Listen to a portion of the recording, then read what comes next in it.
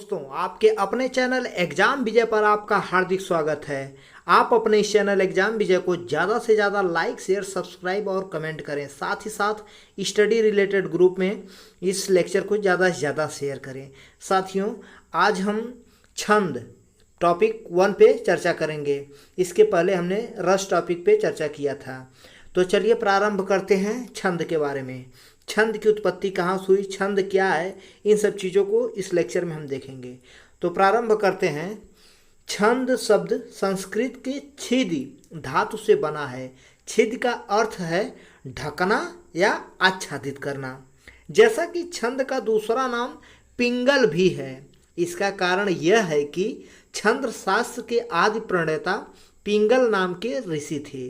छंद का सर्वप्रथम उल्लेख ऋग्वेद में मिलता है।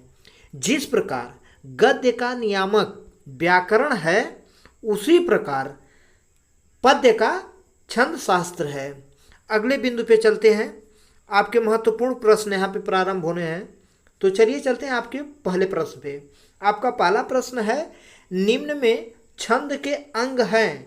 तो इस प्रकार इसके ऑप्शन ई सभी ये सही होगा।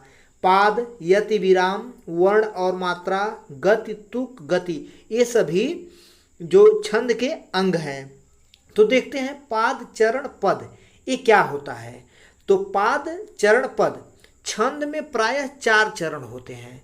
पहले और तीसरे चरण को विषम चरण तथा दूसरे और चौथे चरण को सम चरण कहते हैं। ऑप्शन बी में दिया है आपका यत या विराम। तो छंदों को पढ़ते समय कई स्थानों पर विराम लेना पड़ता है, तो उन्हीं विराम स्थलों को यति की संज्ञा दी गई है। अब ऑप्शन सी में है वर्ण और मात्रा। तो वर्ण 2 प्रकार के होते हैं। एक ह्रस्व वर्ण जिसके अंतर्गत अ, ई, उ, ऋ आते हैं, और दूसरा दीर्घ वर्ण जिसके अंतर्गत आ, बड़ी, बड़ा उ, ए, ऐ, ओ, औ आते हैं। तो इन जैसा कि ह्रस्व वर्ण 1 मात्रा गिनी जाती है और दीर्घ वर्ण की 2 मात्रा गिनी जाती है। ऑप्शन डी है गण, तुक, गति। तो पहले हम गण पे चर्चा करते हैं। गण क्या है। तो गण 3 वर्णों के समूह को गण की संज्ञा दी गई है। तुक, तो तुक चरण के अंत में आने वाले समान वर्णों को क्या कहा जाता है, तुक कहा जाता है। और अगला है गति। तो छंदों को पढ़ते समय एक प्रकार के प्रवाह की अनुभूति होती है जिसे गति कहते हैं। अगले क्वेश्चन पे चलते हैं। क्वेश्चन नंबर 2 है आपका, वर्ण और मात्रा के विचार से छंद के भेद हैं। तो इसका राइट आंसर हो जाएगा ऑप्शन ई, इनमें से सभी। मात्रिक छंद, वर्णिक छंद, मुक्तक छंद और ऑप्शन डी उभय छंद। इस प्रकार वर्ण और मात्रा के विचार से ये सभी छंद के भेद हैं। क्वेश्चन नंबर 3 पे चलते हैं। क्वेश्चन नंबर 3 है आपका, पल पल जिसके मैं पथ को देखती थी, निस्दिन जिसके ही ध्यान में थी बिताती, निम्न में कौन सा छंद है। तो इसमें है आपका उभय छंद। ऑप्शन ए राइट आंसर है। अगले क्वेश्चन पे चलते हैं। क्वेश्चन नंबर 4 है आपका, निम्न में तुक के भेद हैं। तो इसका राइट आंसर हो जाएगा ऑप्शन ए। तुक के कितने भेद हैं, 2 भेद हैं। और ऑप्शन बी है 3। तो छंद के 3 भेद हैं, मात्रिक, वर्णिक और मुक्तक। क्वेश्चन नंबर 5 है आपका, इसी में क्वेश्चन नंबर 4 में ऑप्शन सी है 7। तो छंदों को जो अंग हैं वो कितने हैं, 7 हैं। ऑप्शन डी है 8। तो गणों की संख्या जो है वो 8 है। तो गण को याद करने का सबसे आसान तरीका है, एक ट्रिक है, या माता राज भान सलगा। तो य से यगड़, म से मगड़, त से तगड़, र से रगड़, ज से जगड़, भ से भगड़, न से नगड़, स से सगड़। ये आपके जो गण है वो याद करने की एक छोटी सी ट्रिक है। क्वेश्चन नंबर 5 है आपका, निम्न में सम मात्रिक छंद हैं। तो इसमें ऑप्शन ई आपका राइट आंसर हो जाएगा, इनमें से सभी। चौपाई, लावनी, गीतिका, हरिगीतिका, ये सब सम मात्रिक छंद हैं। साथियों, आपके मन में विचार उत्पन्न होगा कि सम मात्रिक छंद क्या है।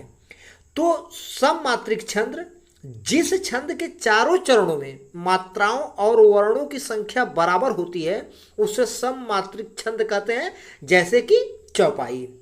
अगले क्वेश्चन पे चलते हैं। क्वेश्चन नंबर है आपका 6। हर गीतिका के प्रत्येक चरण में कितनी मात्राएं होती हैं? तो इसका राइट आंसर हो जाएगा ऑप्शन ई, 28 मात्राएं होती हैं।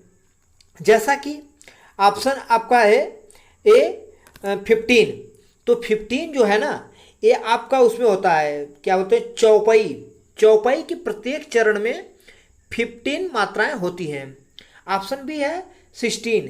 तो चौपाई के प्रत्येक चरण में 16 मात्राएं होती हैं। ऑप्शन सी है 22। तो लावनी के प्रत्येक चरण में 22 मात्राएं होती हैं। ऑप्शन डी है 26। तो गीतिका के प्रत्येक चरण में 26 मात्राएं होती हैं। साथियों, यहाँ पे ई ऑप्शन लेने का मतलब ये है कि ज़्यादा से ज़्यादा क्वेश्चंस आपके एक ही क्वेश्चंस में कवर हो जाएं। अगले क्वेश्चन पे चलते हैं। क्वेश्चन नंबर 7 है, निम्न में अर्धसम मात्रिक छंद है? तो इसका राइट आंसर हो जाएगा ऑप्शन ई, इनमें से सभी। बरवै, दोहा, सोरठा, उल्लाला, ये सभी अर्धसम मात्रिक छंद हैं। तो अर्धसम मात्रिक छंद क्या है? तो अर्धसम मात्रिक छंद जिस छंद के प्रथम और तृतीय तथा द्वितीय और चतुर्थ चरणों में मात्राओं अथवा वर्णों की संख्या बराबर होती है उसे अर्धसम मात्रिक छंद कहते हैं, जैसे कि दोहा, सोरठा, बरवै आदि। अगले क्वेश्चन पे चलते हैं। क्वेश्चन नंबर है आपका 8। विषम चरण में 12, सम चरण में 7 मात्राएं होती हैं, निम्न में हैं। तो यह है ऑप्शन सी आपका बरवै, जो कि विषम चरण में 12 मात्राएं होंगी और सम चरण में 7 मात्राएं होंगी, वो उसके अंतर्गत बरवै आएगा। ऑप्शन सी राइट आंसर है। अगले क्वेश्चन पे चलते हैं। क्वेश्चन नंबर है 9 आपका, विषम मात्रिक छंद है? तो विषम मात्रिक छंद कुंडलियां और छप्पे हैं। इस प्रकार ऑप्शन सी आपका राइट आंसर है। तो देखते हैं विषम मात्रिक छंद क्या है। जिस छंद में 4 से अधिक 6 चरण हो तथा प्रत्येक चरण में मात्राओं अथवा वर्णों की संख्या भिन्न हो उसे विषम मात्रिक छंद कहते हैं, जैसे छप्पे, कुंडलियां आदि। अगले क्वेश्चन पे चलते हैं। क्वेश्चन नंबर 10 है आपका, दोहा प्लस उल्लाला से मिलकर बनता है? तो ये क्या बनता है आपका? इससे मिलकर कुंडलियां बनती है। ऑप्शन ए राइट आंसर है। अगले क्वेश्चन पे चलते हैं। क्वेश्चन नंबर है 11, रोला प्लस उल्लाला से मिलकर बनता है? तो रोला प्लस उल्लाला बराबर छप्पे। ऑप्शन सी आपका राइट आंसर है। अगले क्वेश्चन पे चलते हैं। क्वेश्चन नंबर 12 है, निम्न में वर्णिक छंद है?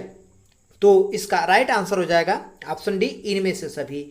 मालिनी, सवैया, घनाक्षरी, ये सभी वर्णिक छंद के अंतर्गत आते हैं। क्वेश्चन नंबर 13 है आपके समक्ष, घनाक्षरी में कितने वर्ण होते हैं? तो साथियों, घनाक्षरी में 31 वर्ण होते हैं। ऑप्शन बी आपका राइट आंसर है। जैसा कि ऑप्शन ए में है 15, तो मालिनी में 15 वर्ण और ऑप्शन सी है 32। तो रूप घनाक्षरी में 32 वर्ण, ऑप्शन डी है 33। तो देव घनाक्षरी में 33 वर्ण होते हैं। अगले क्वेश्चन पे चलते हैं। क्वेश्चन नंबर 14 है आपका, कोई भी छंद किसमें विभक्त रहता है? तो इसका राइट आंसर हो जाएगा ऑप्शन डी, सभी। चरणों में, यति में, तुक में विभक्त रहता है। इस प्रकार ऑप्शन डी राइट आंसर है। अगले क्वेश्चन पे चलते हैं। क्वेश्चन नंबर 15 है, घनाक्षरी छंद है?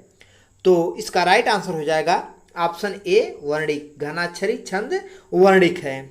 तो साथियों, इस प्रकार आपके महत्वपूर्ण छंद संबंधित प्रश्न पार्ट 1 के समाप्त होते हैं। और जैसा कि हमने प्रीवियस डे आपसे एक क्वेश्चन पूछा था, करुण रस का अस्थाई भाव है? तो इसका राइट आंसर हो जाएगा ऑप्शन सी, शोक। करुण रस का अस्थाई भाव शोक है। जैसा कि ऑप्शन ए है निर्वेद, तो शांत रस का अस्थाई भाव निर्वेद है। ऑप्शन बी है भय, तो भयानक रस का अस्थाई भाव भय है। ऑप्शन डी है उत्साह, तो वीर रस का अस्थाई भाव उत्साह है। साथियों, आप अपने इस चैनल एग्जाम विजय को ज़्यादा से ज़्यादा लाइक, शेयर, सब्सक्राइब और कमेंट करें। साथ ही साथ इस लेक्चर को स्टडी रिलेटेड ग्रुप में ज़्यादा से ज़्यादा शेयर करें। आपके लिए एक क्वेश्चन है, चौपाई के प्रत्येक चरण में कितनी मात्राएं होती हैं? इसका राइट आंसर कमेंट बॉक्स में जरूर लिखें और अपने विचार लिखना ना भूलें। जय हिंद दोस्तों।